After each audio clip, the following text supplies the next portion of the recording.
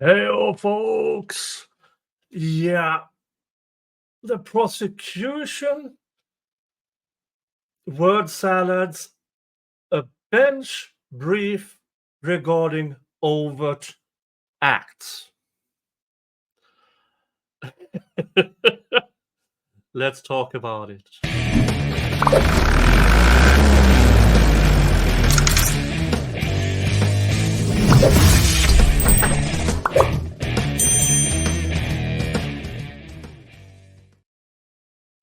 And here it is in the Superior Court of Fulton County, State of Georgia. State of Georgia v. Jeffrey Williams et al. Case number blah, blah, blah, with Judge Paige Reese Whitaker. State's bench brief regarding overt acts.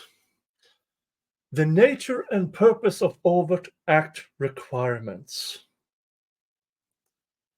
At common law, it was not necessary to aver or prove an overt act, and many federal conspiracy statutes do not require an overt act.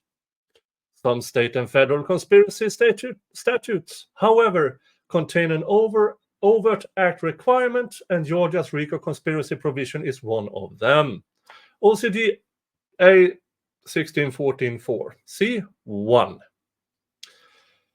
An overt act can be committed by any conspirator. There is no requirement that each conspirator commit an overt act, only that one of them does so. Remember, folks, I told you earlier on in my coverage of this Buster Clock that the lawmakers made the Georgia RICO Act as vague and broad as humanly possible. So when you hear the prosecution rambling on like maniacs about this is on the lawmakers. If you want change lawmakers, as in politicians. And then they have a bunch of footnotes. Blah, blah, blah, blah, blah. Argument to the contrary misapprehend the nature of conspiracy and the role of the overt act requirement. From Pasha v. State. Furthermore, while Pasha argues that he was not adequately charged with the predicate offenses, he misapprehends what is central to conspiracy, namely that each actor in a conspiracy is responsible for the overt actions undertaken by all other co-conspirators in furtherance of the conspiracy. If one jaywalks, and it is in furtherance of the conspiracy and the jury finds it that way, they are all guilty of jaywalking. That is the way the lawmakers want it. Thus, if two or more persons enter into a conspiracy, any act done by any of them pursuant to the agreement is in contemplation of law, the act of each of them, and they are jointly responsible therefore. This means that everything said, written, or done by any of the conspirators in execution or furtherance of the common purpose is deemed to have been said, done, or written by each of them. In Whaley v. State. Told you. This is how broad and vague it is. And this is also why you see me react the way I do in the trial, because a lot of it is pure frustration that a prosecution can be done this way. And they can do it because the lawmakers in Georgia allows them. This joint responsibility exists because a conspiracy involves a partnership in crime. Having joined such a partnership, a conspirator is responsible not just for his own actions, but also for those of every other conspirator. Quote, a defendant may be said to conspire, even if he did not intend to commit the underlying offense himself. The government must prove only that the defendant reached an agreement with the intent that a crime be committed by some member of the conspiracy. Consequently, a conspiracy may exist, quote, even if a conspirator does not agree to commit or facilitate each and every part of the substantive offense. Salinas. The case Salinas, blah, blah, blah, blah, blah. This principle of joint responsibility is illustrated by the rule that even where an overt act is alleged to be a crime, and that crime is separately charged within the indictment, a finding by the jury that the defendant did not commit that overt act does not foreclose a finding that the defendant is guilty of the conspiracy offense, so long as there is sufficient evidence of the commission of overt acts by others in furtherance of the conspiracy. The purpose of the overt act requirement is not to replicate the elements of a substantive violation. Rather, quote, the function of the overt act in a conspiracy prosecution is simply to manifest that the conspiracy is at work and is neither a project still resting solely in the minds of the conspirators nor a fully completed operation no longer in existence. Jade v. US. And this is interesting, overruled on other grounds. And internal citation omitted. This is the Yates was overruled by Burks v. US, but the claim here from the prosecution is that Yates still applies because Burks somehow didn't address certain aspects. Yeah, far-fetched, but in Georgia, that is what they go by. Another function of the overt act requirement, quote, is to afford a locus. What the frick is going on here?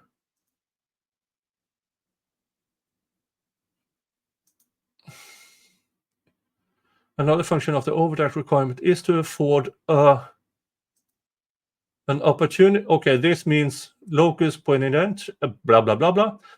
An opportunity to withdraw from a contract or obligation before it is completed or to decide to not to commit an intended crime.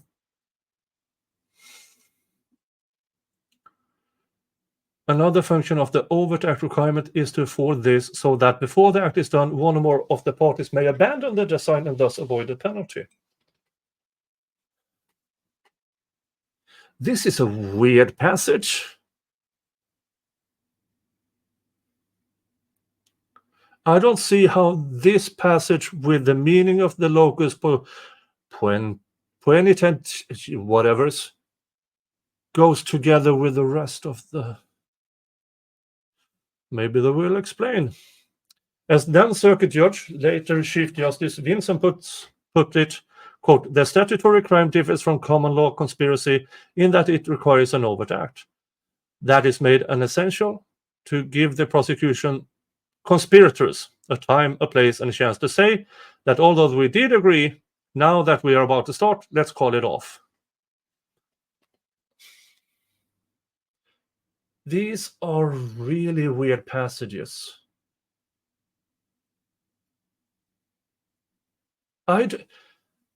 Folks, I've been doing law for over 30 years. Labor law. But I also spent 3 years in the European Union as a documents analyst, reading European Union law documents. This passage here makes no sense to me. Absolutely no sense to me. Okay, very little is required to satisfy the overt act requirement, and quote, of course, the overt act needs not to be a crime in itself. Otherwise, lawful activity such as sending a text constitutes an overt act if it is in furtherance of a conspiracy. Text intended to lure victim to a certain location under false pretense and sufficiently set forth an overt act. So, otherwise, lawful activity such as sending a text constitutes an overt act. Yeah, but it still requires this. False pretenses lure somebody, which is contradictory. Yeah, but this is Georgia law, folks. This is Georgia law. An illustrative Georgia case is Sack v. State. In S. Sack, the defendant was charged with conspiracy to commit ending. The evidence showed that he drove from Georgia to Tennessee with a pistol and intended of ending one or two people. After finding one of those persons and engaging in conversation with her, he told her his intention to kill her, but decided he could not go through with it. Although it's not a crime to drive from Georgia to Tennessee, Sack held that the defendant's actions were sufficient to constitute an overt act to affect the object of the conspiracy and affirmed their conviction. Again, this doesn't really make sense because you have the planning and the execution from one and the same person. Then the driving was a part of that. That in itself constitutes apparently a conspiracy to commit murder with the drive over. Yeah, but you still had an actual crime in the end of it and the person planning it in the beginning. I don't understand how this applies to... This is weird. I don't think... Who wrote this? Fani Willis and Ms Love. Yeah, of course, it makes absolutely no sense. This is weird and vague. Okay. Bridge v. State reflects the same principle, affirming a conviction for attempting to manufacture intoxicating liquor and holding that possession by the defendant and his companion of copper pipes, a cap to be connected to steel, and sugar, all of which could be possessed legally, were overt acts leading towards commission of the crime of making... Yeah, but you still have here the physical crime from 1962 of illegally making booze. So you have the people and the crime they did. Again, this does not apply to, in my opinion, I have a hard time seeing how this applies to that person was jaywalking. And therefore, all the others are also guilty of jaywalking. No, this is weird. This is not good. Okay. Overt acts are intrinsic evidence. In a conspiracy case, quote, an act that is alleged to have been done in furtherance of the alleged conspiracy is considered, quote, part of the very act charged. US v. Diaz. On internal quotation marks and alterations. What?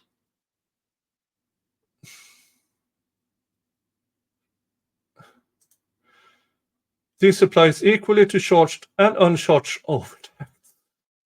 Uncharged acts may be admissible as evidence of the conspiracy itself. US v. Ty, in parentheses, in conspiracy cases, quote, uncharged acts may be admissible as direct evidence of the conspiracy itself. They are making hard loops here. They are missing, in my opinion, real passages that connects the cases to the argument. I don't see a clear how they actually fit here. Evidence of uncharged criminal conduct is relevant and is not considered, quote, other crimes. Evidence under Rule 404 if the uncharged conduct, quote, arose out of the same transaction or series of transactions as the charged offense, if it is inextricably intertwined with the evidence regarding the charged offense, or if it is necessary to complete the story of the crime on trial. Well, the allegations here is they are a criminal street gang, and therefore everything they do is an overt act. That it's a circular argument. They're using the allegation to get crap evidence and crap charges in.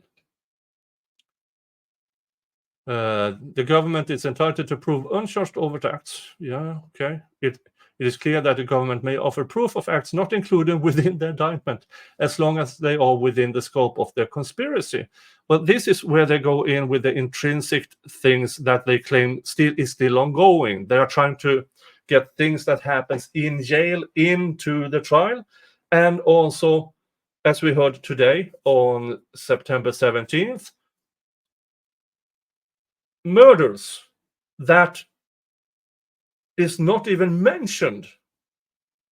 Now, they failed at that really hard. Ms Love did the World of Doom buffering phase with that one. It is well established that a conspiracy case may be proved using overt acts not mentioned in the indictment. Somehow, I have the notion, USV Pastica,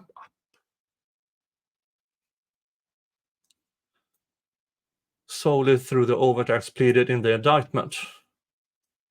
I feel it's missing a lot of text and explanations from those cases. Instead, it may prove the conspiracy by showing other acts of the conspirators that occurred during the conspiracy. Indeed, a conspiracy conviction may, quote, rest upon the proof of an overt act not charged in the indictment, Brule v. US. This is particularly the case when, as here, the indictment makes it clear that the overt acts alleged do not form an exhaustive list. We want everything in, and we don't want to tell the defense about it. That is what I'm reading in here.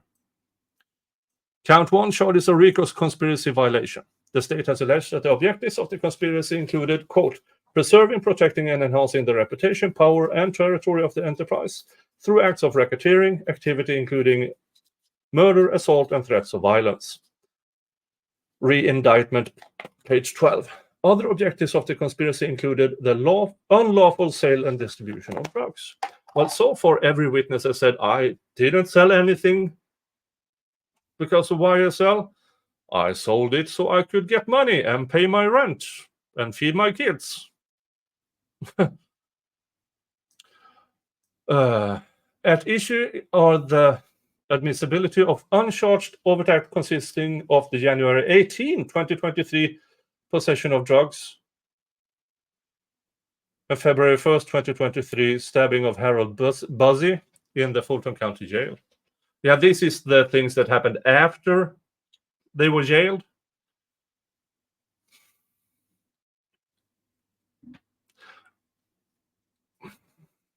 Which is stupid, because here's my opinion on that. Everything stops once you go into jail. The charges, everything should dead stop, because the reason they are in jail is because of the charges. Without the charges, they wouldn't be there. Therefore, everything that happens in jail, where the jail guards and everybody is supposed to keep everything gang-related under wrap. So the failure of the jail administration should not be held against the people in that jail. That's my opinion. You can agree or disagree if you want to. These acts include a murder and attempted murder and conspiracies to commit murder. Overt acts involved aggregated assault, terroristic threats, and armed robbery are even more numerous, allegedly.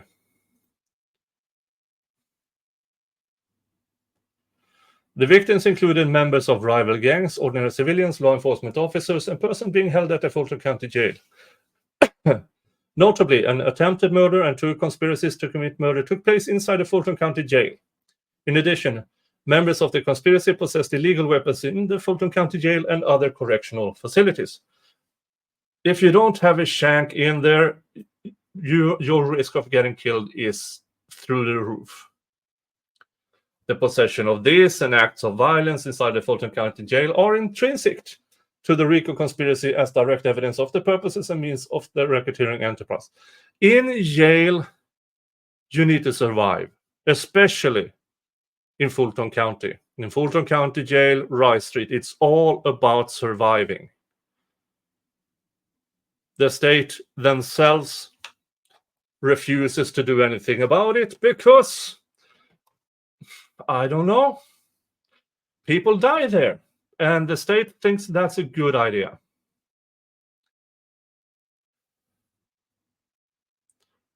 Blah, blah, blah, blah, blah. Let's skip to this. Evidence that shows the nature of the overall scheme, participation by defendants in the conspiracy, and continuation of the scheme into the present is intrinsic evidence in a RICO conspiracy case. USV Battle. They don't quote that case. Okay. Because the RICO conspiracy necessarily involves an agreement that acts of racketeering activity will be committed. Evidence that members of the conspiracy actually committed acts of racketeering activity constitutes direct evidence of the offense and is therefore admissible to prove their charge RICO. This is a circular argument again. Here, it's certainly the case because the conduct involved is inextricably intertwined with the charged offense. The charged and uncharged overt acts in this case demonstrates that YSL members sought to preserve and protect the reputation, blah, blah, blah, blah, blah, blah, blah. Consistent with other overt acts alleged in the re-indictment, these acts are intrinsic evidence of the existence of the enterprise and conspiracy, blah, blah, blah, blah, blah, blah, blah. Respectfully submitted. I would assume that the defense saw this coming and will be able to rebut quite a bit of this. But I don't know, because as I told you earlier in this video, the Georgia RICO Act is so broad and so vague because the politician wants it that way. And the Georgia RICO Act has never been challenged on a federal level. Never. Nobody has brought a Georgia RICO case longer than to the state Supreme Court, who upheld it. Well, I have no idea if it holds up in the U.S. Supreme Court. In my opinion, laws this vague should never exist. A normal person without a degree should be able to read it and understand it. A normal human being, the average person, a bus stop person, should be able to read a law and understand it. If they don't, it shouldn't exist. And the Georgia RICO Act, I've been reading it, is garbage, folks. Mainly because politician wants it broad and vague. All right, this was the word salad from the prosecution, the state's bench brief regarding overt acts. I assume that the defense will destroy it in some way, shape, or form. That doesn't mean it won't be how the George Whitaker rules. That's a completely different question. But that is for another day. Hope you enjoyed this video. Like, subscribe, you know all the things. And I will see you in the next video or stream. And hug your family. Unless your family is crap, then screw them and give your love to the people who deserve it. See ya. Bye-bye.